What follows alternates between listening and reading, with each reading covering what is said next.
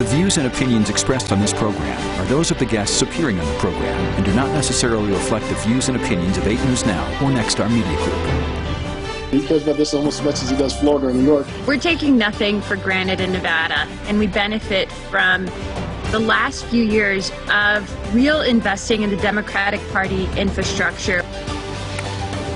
Tonight on Politics Now, with less than 100 days until the November election, we dig into the presidential race here in Nevada. Plus, I do think the board is divided, and it's unfortunate. CCSD Superintendent Dr. Jesus Jara keeps his job. The contentious board meeting that shows just how divided trustees are. And it's alarming because if this is happening, what else is happening? Nevada's Employment Office is not providing details on the fraud they say is widespread. The I-Team went digging for answers. From 8 News Now, this is Politics Now. Nevada's second special legislative session is now underway. Thank you for joining us. I'm John Langler. A second meeting of the Nevada legislature started on Friday morning. The governor says this session will last until next Friday, the 7th. On the agenda, criminal and social justice reform, including use of force and police liability. Voting in the November election, how will that go forward, including in-person and polling locations? That'll be discussed. Changing rules so people can get paid unemployment benefits and evictions, all on the agenda. Another potentially contentious measure would address COVID-19 liability protections for schools and businesses. The general election, meanwhile, is 100 days away, less than that now. So with that in mind, we wanted to dig into some of the races. President Donald Trump held campaign rallies in Texas on Wednesday. He touted his energy policy. The president has rolled back regulations. He's expanded export opportunities, he says, and granted 4 pipeline permits, including one that he says will send Texas crude oil to Mexico.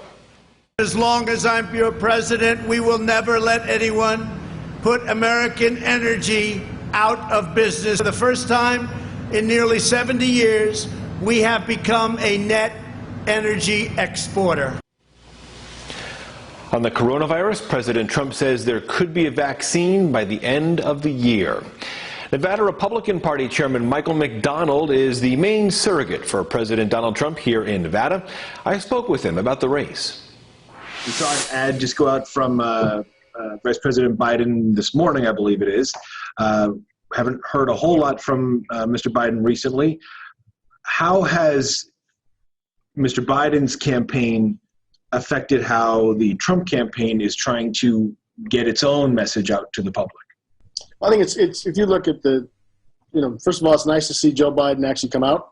At least we know who we're running against with the vice president. But when you look at it, it's also where he stands. His commercials also show the contrast between the president, who has built the greatest economy we've ever known in the history of America, and we're going to do it again because of the coronavirus. But more importantly, it's a law and order. Where Joe Biden stands with people. It's been hard for President Trump to have his rallies. He had a couple of them, obviously, but circumstances are making that challenging. We know it's happening with the convention as well. How detrimental is that to your efforts? I think when you look at it, what we've built here, we have the largest ground game we've ever assembled in history of the state of Nevada. We're 1-1 with the RNC. We're 1-1 with the Trump campaign. So we've been blessed to have in our state the messaging that's able to go out. We have the strong leadership from the Trump campaign and from the RNC. Our chairwoman's been very, very supportive. So what that allows us to do is obviously we love to have the big rallies. I mean, that's something that the president's phenomenal at, and he's great at it. There's no one better. But more importantly, the one-on-one contacts. We've had 1.5 million voter contacts in this state, and we're growing. Why not incorporate or try and get Congress to go through some police reforms now? What's the holdup? Well, I think they're trying to work hand in hand, but also the Democrats, if you give them an inch, they want to do away with policing all the way around. You've seen where some Democrats just say, look, we want to defund the police, we want to move forward. So there's no balance where the minute the president is able to start talking and working with the police unions and working with police officers and police sheriff associations and say, look, we need to move forward on some type of reform, the Democrats immediately go right to, we need to defund the police. So there has to be some type of common ground. They've done it time and time again against this president, where he tries to reach across the aisle and he gets beaten with the olive branch. How is the president going to make sure that Americans don't get forced out of their houses, don't lose all their money, don't lose everything, and especially here in Nevada, where we're kind of on a razor's edge right now? Very much so. I'm glad you brought it up. We practice the mask. I lost a friend a couple weeks ago personally, a very close friend of mine that passed away from the coronavirus, so it's taken very seriously. When you look at it from where we're sitting right now, it's very difficult because we've had such corruption inside the funds that came in here with the unemployment, which was staggering, that the people came in and took advantage of it for people that really need it. When you look at what the president's able to try to provide, where we have some type of, I hate to say stimulus, but it is a stimulus, that's not under corruption, that's not under examples where people take the money that don't need it. So it's something where I know he cares about Nevada more. I hate to say this, but he cares about this almost as much as he does Florida or New York, where he lives. He's been very, very bullish about Nevada. He loves Nevada. All right, so we have that full interview with Michael McDonald available for you at 8newsnow.com. Democratic presidential candidate Joe Biden is expected to pick his choice for vice president any day now. On Tuesday, an Associated Press photographer caught this image of the former vice president's notes. And they mentioned California Senator Kamala Harris with lines like, "Do not hold grudges," and "great respect for her." During a campaign event this week, Biden detailed how his economic recovery plan would address racial inequalities. My Build Back Better plan would make sure families in these communities are the ones who benefit from the hundreds of billions of dollars in federal investment. Biden's plan would set aside $30 billion for a small business opportunity fund, and it would help Asian, Black, Latino, and Native American business owners. The plan aims to have at least 15% of federal contract spending on goods and services with minority-owned firms. Well, the senior advisor to the Biden campaign here in Nevada is State Senator Ivana Kinsella. I asked her about the campaign so far. Speaking of former Vice President Biden, where is he? I don't think he's been here since the primary, or since the caucus, I should say. Are you concerned about the attacks on where he's been and the allegations that he is in hiding? So the vice president has taken medical recommendations really seriously as to the need to social distance, to quarantine, and to follow best medical practices. So he's largely been in his home in Delaware and has taken regional trips, but that doesn't mean that he's stopped working hard. In fact, the vice president has said that he has been working harder now than he did previously, because he is glued to his screen and making sure that he's communicating with voters as much as possible. So let's talk about the coronavirus.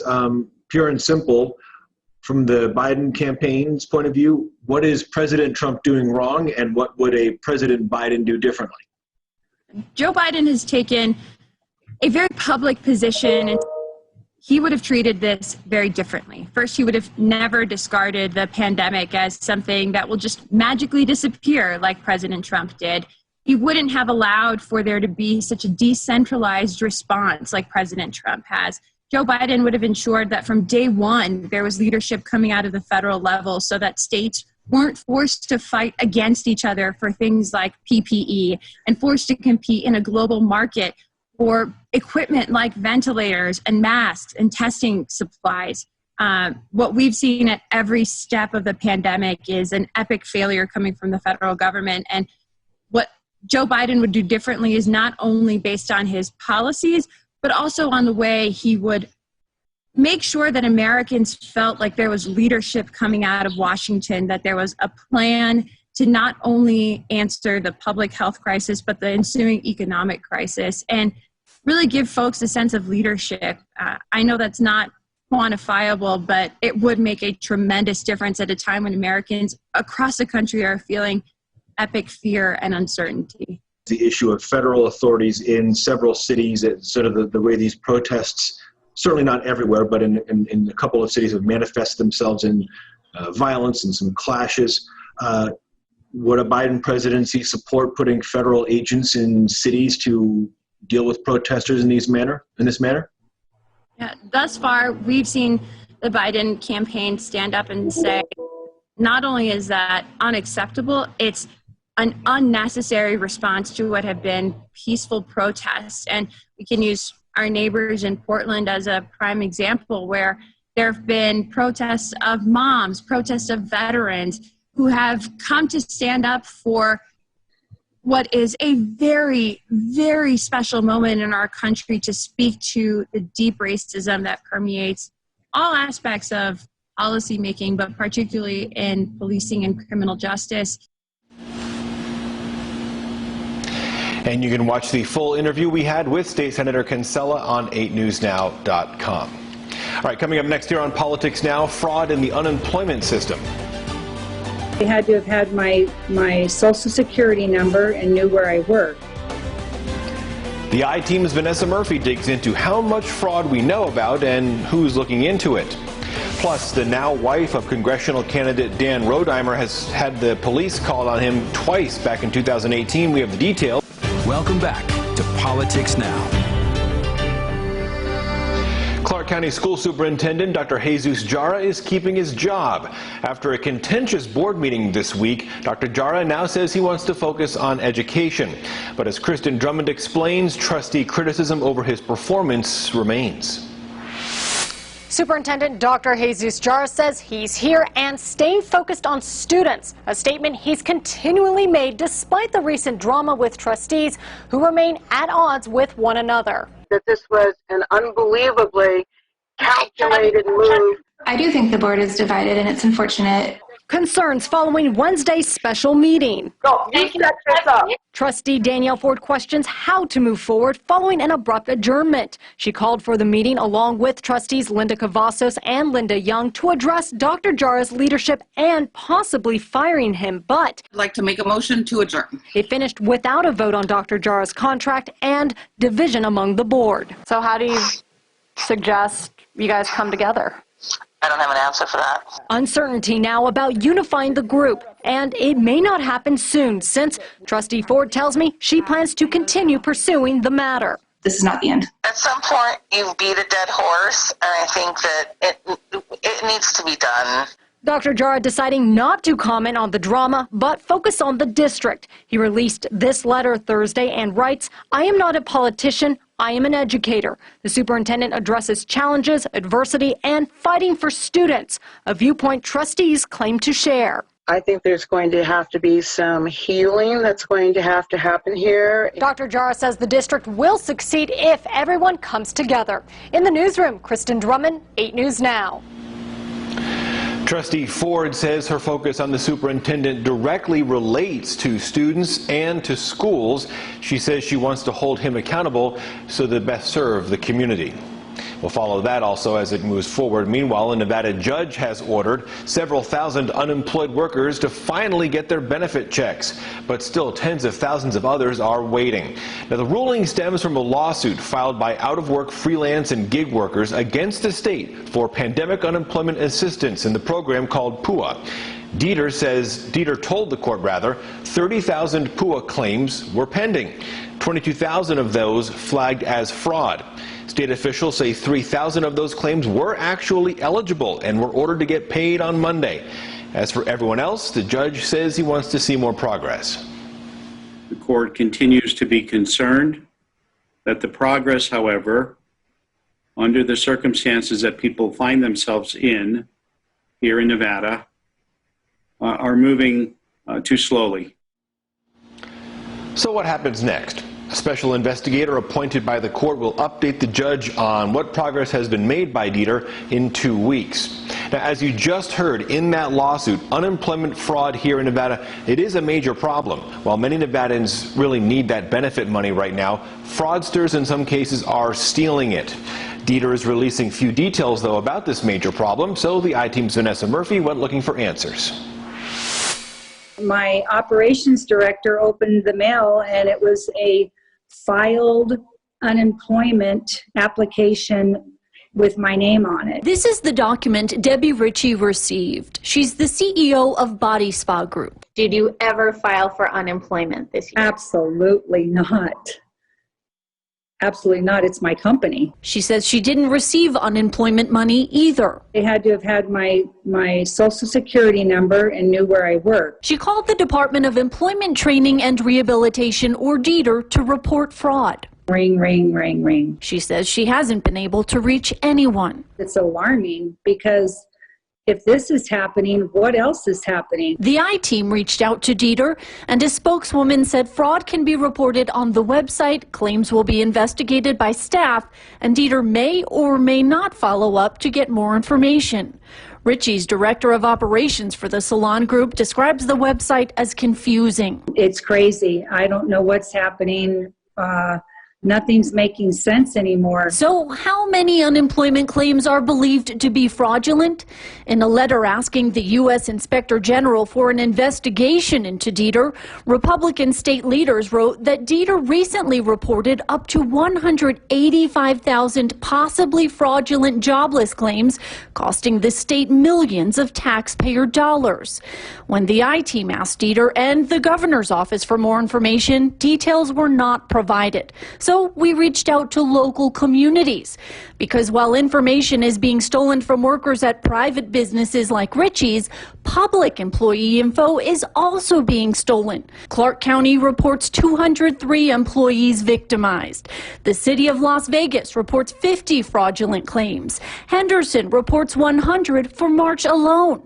North Las Vegas reports 74, and Boulder City 45. The I-Team has also learned information has been stolen from at least 17 Metro employees. It just seems like there's no control anymore of anything. Ritchie says she contacted the credit bureaus and she's keeping a close eye on her bank accounts. Our number one concern is to stay safe, but second, with all the fraud going on, it's just you really got to pay attention to what you get in the mail. Vanessa Murphy, 8 News Now.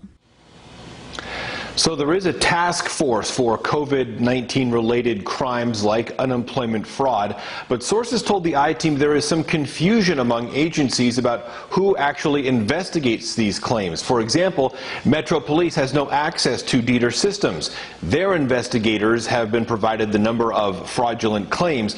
We do know Metro's digital forensic investigators are working through DETR, with DETR, to investigate Metro employee fraud, but that's just Metro. At 8 News Now, we do have some information for you watching at home on how to prevent identity theft. Just go over to 8newsnow.com. Next on Politics Now, a new plan for coronavirus. Governor Steve Sisolak says he plans to dump the phase approach, what he plans to unveil next week instead. You're watching Politics Now. Let's take a look now at the race for Congressional District 3. First, this week we have learned that the now wife of Republican congressional candidate Dan Rodheimer called police on him twice in 2018. Neither of the calls led to arrests or charges against Rodheimer. The former professional wrestler is running against Democratic Congresswoman Susie Lee for her Congressional District 3 seat. One of the calls was a domestic violence accusation. In a police report, Metro police officers said it seemed to be an argument. Months later, the woman involved, Sarah Duffy, called 911 again to report Rodheimer had stolen cash, jewelry, and some guns. My ex-boyfriend entered my home and stole about $200,000 worth of jewelry. How long ago? 30 minutes. Okay. Were you home when this happened? No, but he sent me photographs. Okay. What's his name? Daniel Rodheimer. The police also recommended that she try and solve the second call, civilly as well. Rodheimer's campaign called the first call a verbal dispute and said the couple is now happily married with a baby on the way. They already have 5 children. As for the second call alleging a robbery, Rodheimer's campaign says no items ever left the house and they were just moved to a different location. Again, Rodheimer was not charged at all. The Nevada Democratic Party sent out a press release, though, calling the 911 calls disqualifying. Meanwhile, Republicans are focusing on the husband of Congresswoman Susie Lee. He received a loan from the Paycheck Protection Program. Lee and the rest of the Nevada congressional delegation lobbied to reverse a rule excluding gaming companies from getting those loans. 2 weeks after that rule was reversed, Full House Resorts, the company owned and operated by Lee's husband, got a $5.6 million loan. Our Washington, D.C. Bureau correspondent Alexandra Limon asked Lee if that was a conflict of interest. The fact of the matter is there was some bureaucrat in Washington who made a decision to exclude gaming based on some 20-year-old guidance. I was doing my job. I was standing up for the interests of my state.